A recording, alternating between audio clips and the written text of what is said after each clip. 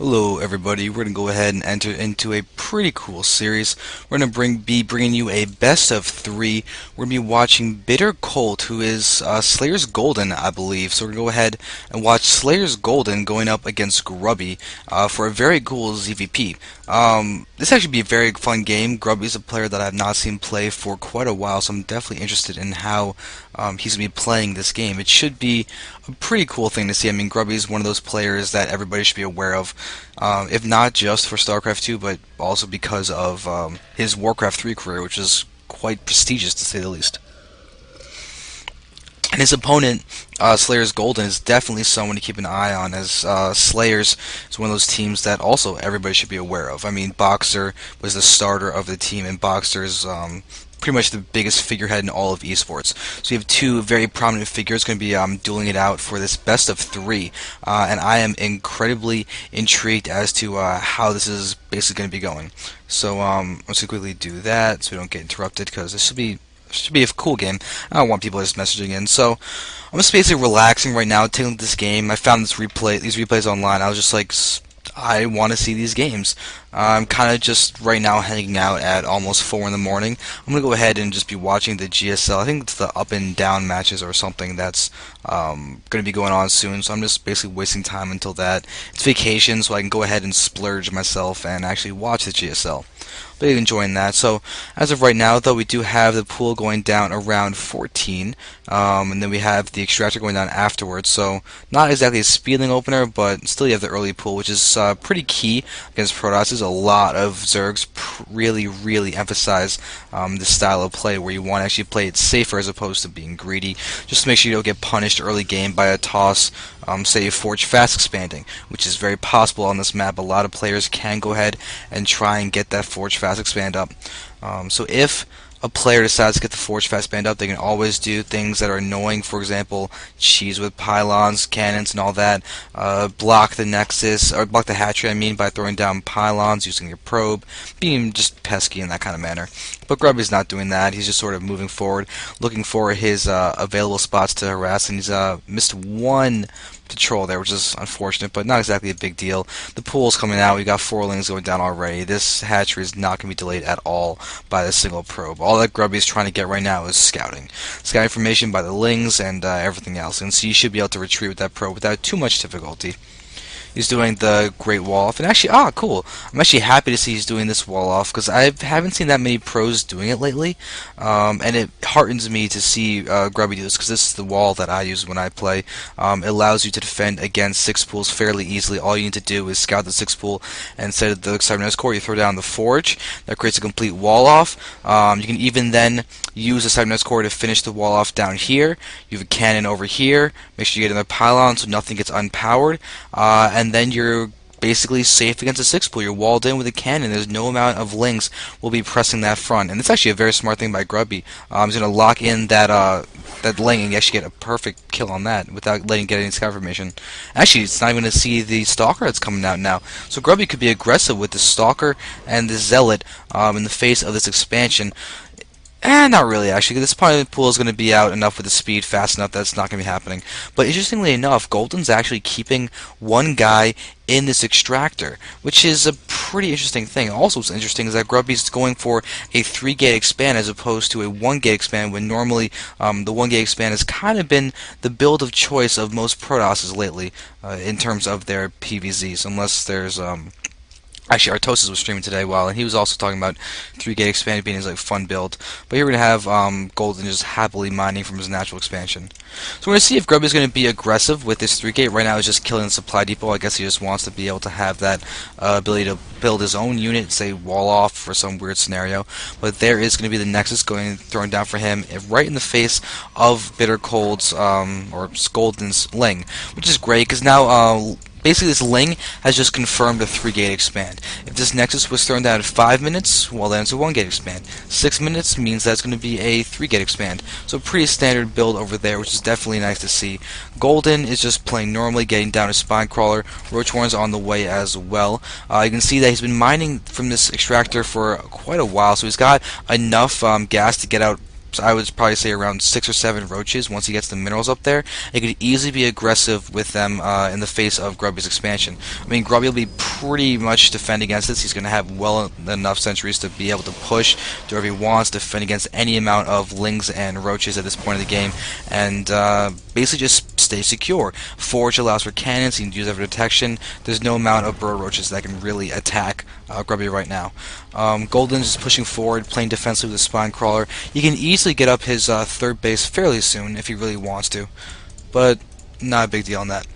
So now, Grubby's actually not building a probe right now. He doesn't have the money for it. His money's really, really low, which is just a good thing to see.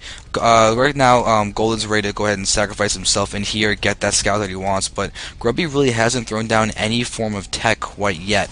There's a 1 cannon just for that detection. He's going to go ahead and move forward. I think he actually tried to stay out of the watchtower's vision. So you can see that the pylon's now going to be seen as it pushes forward, and now Grubby's going to be aggressive against Golden. Golden doesn't have much in terms of defense. He has the 1 spine crawler, and Lair Tech is out, but that's what he spent his money on. Lair Tech is actually a very scary push for Golden to defend. Grubby seems to be just waiting for the pylon. Oh, it's going to warp on the high ground. Hallucination's almost done. He could definitely try and waste some time for that, but we can see that this queen is going to actually attack that once, and Grubby is going to go ahead and not push when he has the ability to do lots of damage. I mean, I understand his thinking about this, but in this case, it's definitely a mistake. He poked forward, didn't see many units at all. He could have easily, endlessly forced this ramp and killed this entire base without too much difficulty. You can see that Golden immediately canceled that because he didn't see any more aggression coming out. So Grubby just wasted a huge opportunity to take out a base for free. He's probably going to get those phoenixes in there, realize that he had that opportunity, and shake his head. While right now, we've got glial reconstitution and the burrow being researched for Golden, so we can definitely use that for pretty just normal things, which is kind of something I'm going to be expecting, that one cell does get taken out. Grubby is working on his +1 attack. You can see Blink is being researched as well, and he's going to go ahead and move around his units, probably just try and look for what he can go ahead and do, but he might be expanding to the top right, although, are we going to have a hidden spire or something? Or is it going to move forward and, oh, we're going to see there. Maybe Golden wanted this base or something, but it really looks like he wanted to actually do some kind of hidden tech with that drone, whether it be a spire, infestation pit, or something. He hasn't. We're actually throwing the spire somewhere else. Oh, it's just not in a hidden spot at all. It's just over there. So I guess that Overlord is just having fun, just spreading goop around the map. Grubby cancels that. Good job. Hatchery is now going down. Third base. So Grubby is now going to move out with his 2 base of units, not an automaton in there. But pretty much he's playing very slow. That's something I'm noticing right now. He's playing very slow. He's not going for Colossus or anything. He hasn't gotten a third base. He can easily get a third base at 10 minutes when you do a style like this. And he can really surprise the Zerg with a strong economy. But it looks like this Overlord is going to go ahead and start trying to delay that third. Right now, Lings and... oh, the Ling's going to burrow in there, isn't it? Oh, burrow and the Overlord spreading the creep over there. That's going to be really annoying to deal with. But right now, Grubby's pushing forward. He can easily scout and everything, but he hasn't put any real pressure on Golden, and that's kind of something that worries me. The lack of pressuring can really damage Grubby's mid-game, because Golden's been able to get up 62 drones without any issues whatsoever. Now there's some nice force fields blocking off a lot of those units. See Grubby locking them in with some good force fields. He can easily continue that. He did lock in 4 roaches and a couple of lings, but there's the burrow, and there's no observer for Grubby. This is going to be very bad for him. This stalker, I don't know. Oh, okay. He does have Blink, which is helping him a little bit, but he's got to be worrisome. Easily pushed. He got to be worrisome. That makes no sense. He has to be worried and wary about everything he can do. Right now, the burrow's going to be very annoying to see how this Ling and the Creeper is both fully prepared to defend everything. But now Grubby's going to be able to defend this pylon from the low ground. Those Lings won't be able to kill it, and Grubby blinks forward very unnecessarily. He's now locked his guys under 3 different levels. That's actually kind of amusing to see. But there's a blink down of those guys, and he's easily ready to be aggressive. Looks like he will, but oh yeah, Golden's got enough to defend this. Grubby's going to need perfect force fields, good blink micro to deal with this. And looks like he actually will be able to force Golden back and be able to push forward. But looks like there's going to be a flank, maybe a counterattack with those roaches. Grubby's definitely not afraid of base trades. He's shown on, like, he made a video actually about how to win base trade scenarios, so he knows exactly what to do. And we're actually going to be seeing exactly that as Grubby's pushing forward. This army's moving down, and Grubby's now taking down the third. Broodlings are now willing to help down on that Zealot, but these roaches are very, very quickly moving forward here.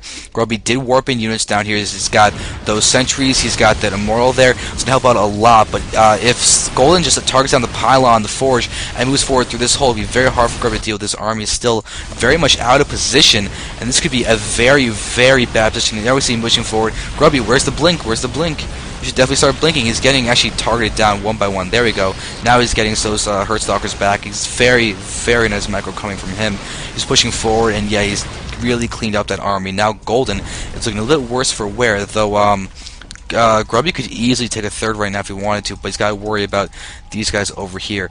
Is there an, I don't think there's an observer with the army actually right now. There's one observer on the field. It's over here, so he could easily join with the army. That's not a big deal, but there's no upgrades at all for Golden. Grubby's pushing forward with all these units. There we go. He sees the roaches. He's going to pick off a bunch of them. That's way too many for Golden to actually really deal with.